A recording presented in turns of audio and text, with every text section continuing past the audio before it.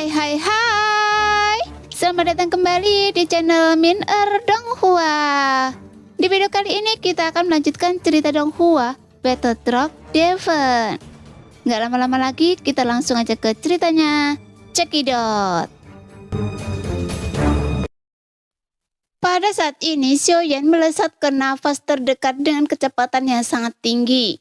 Adapun sosok roh api yang dituju Xiaoyan adalah ular kabut asap. Dibandingkan dengan kadar raksasa roh api, ia jauh lebih fleksibel.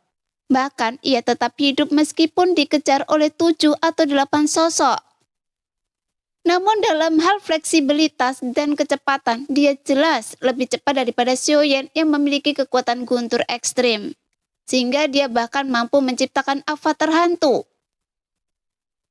Anda bisa menipu jiwa alam hasrat, tetapi Anda tidak bisa menipu alam kekosongan saya. Jelas, dengan kekuatan jiwa Xiaoyan, dia langsung menemukan ular kabut penelan di tengah asap tebal. Kemudian sosoknya menyerbu, dan sebelum 7 atau 8 sosok yang mengejarnya bereaksi, Xiaoyan membunuhnya dengan dominan. Setelah mendapatkan seberkas api ungu pemusnahan lainnya, tubuh Xiaoyan sudah memiliki 3 api ungu. Dan semuanya langsung ditekan oleh 7 sumber asli Xiaoyan. Kami telah mengejarnya begitu lama. Siapa yang tidak berbicara tentang etika bela diri? Orang ini begitu penuh kebencian. Setelah Xiaoyan menelan api ungu, kemudian datanglah kutukan yang mengguncang bumi dari orang-orang ini. Namun Xiaoyan telah menghilang dan bergegas menuju roh api yang ketiga. Sungguh aneh bahwa ketiga api ungu pemusnahan ini tidak menyatu, seolah mereka dari api ungu ini berbeda. Pada saat ini, Xiaoyan mengamati api ungu pemusnahan di tubuhnya dari waktu ke waktu, hingga dia menemukan api ungu yang ketiga. Dia terus mengamatinya. Hanya saja, hanya ada 1 orang yang mengejar roh api ini. Tetapi tampaknya ada lebih dari 1 pada awalnya.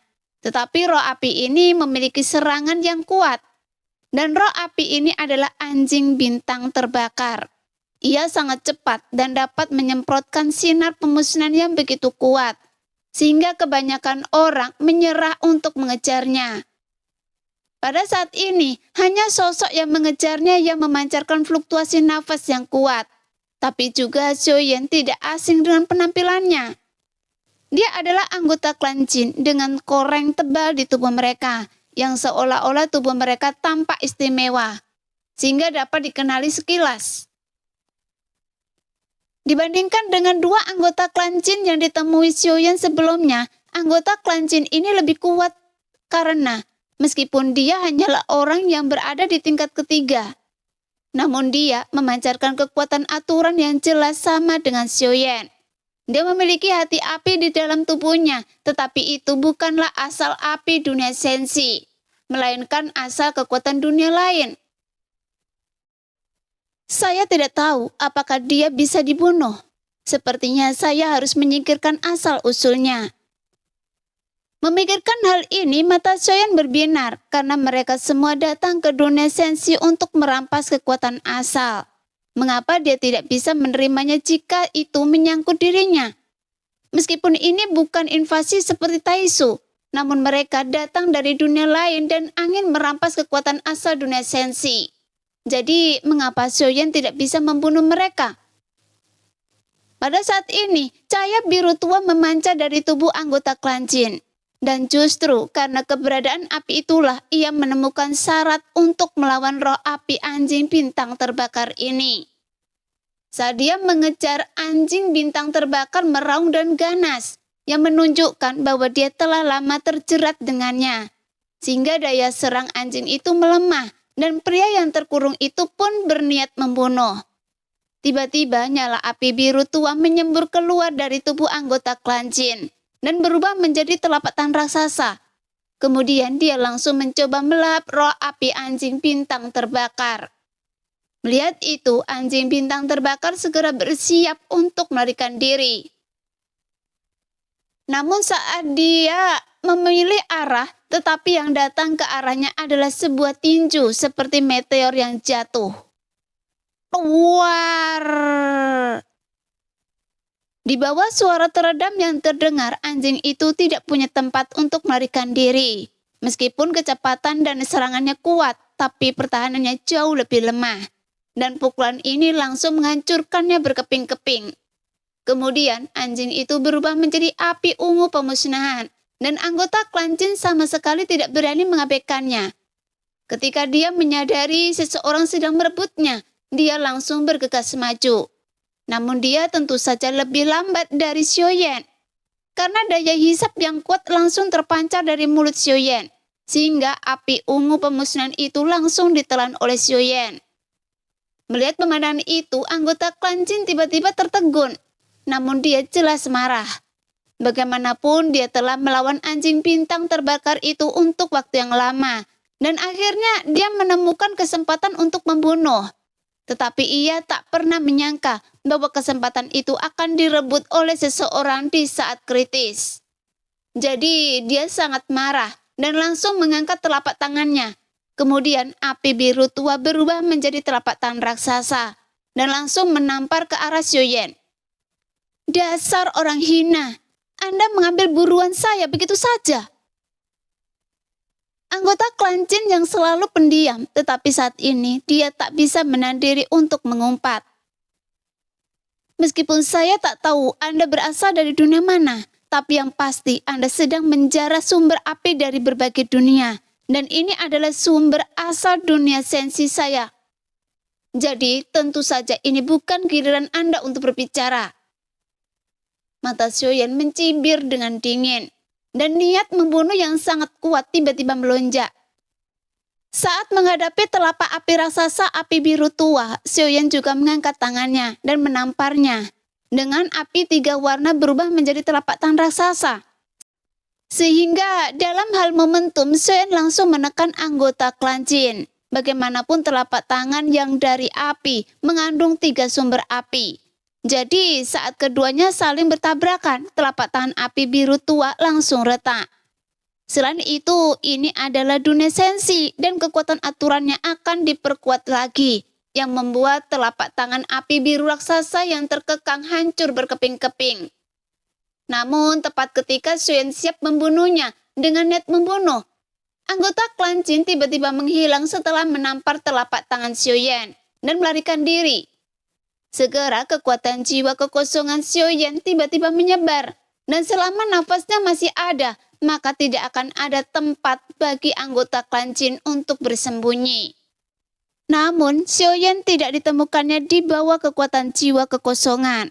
Seolah-olah dia menghilang begitu saja, yang membuat mata Xiaoyan sedikit menyipit dan matanya menunjukkan tatapan penuh pertimbangan.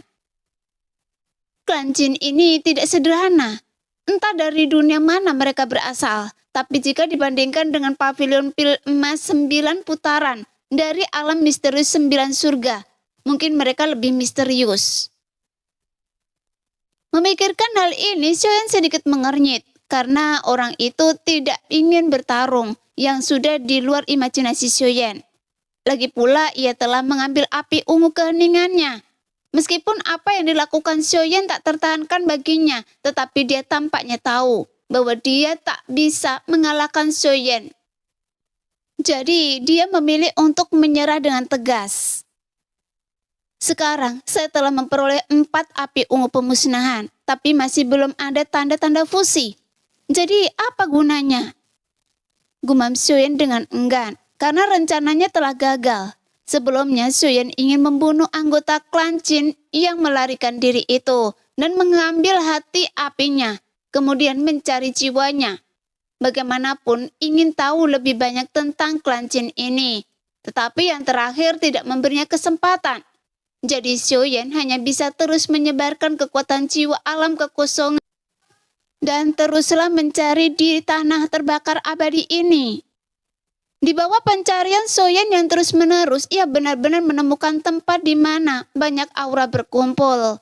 Kemudian Xiaoyan segera melambat, perlahan-lahan mendekat untuk menyelidiki. Sekarang, di ujung tanah terbakar abadi ini, terdapat jurang alam yang sangat besar, dengan api yang berkobar di dalamnya.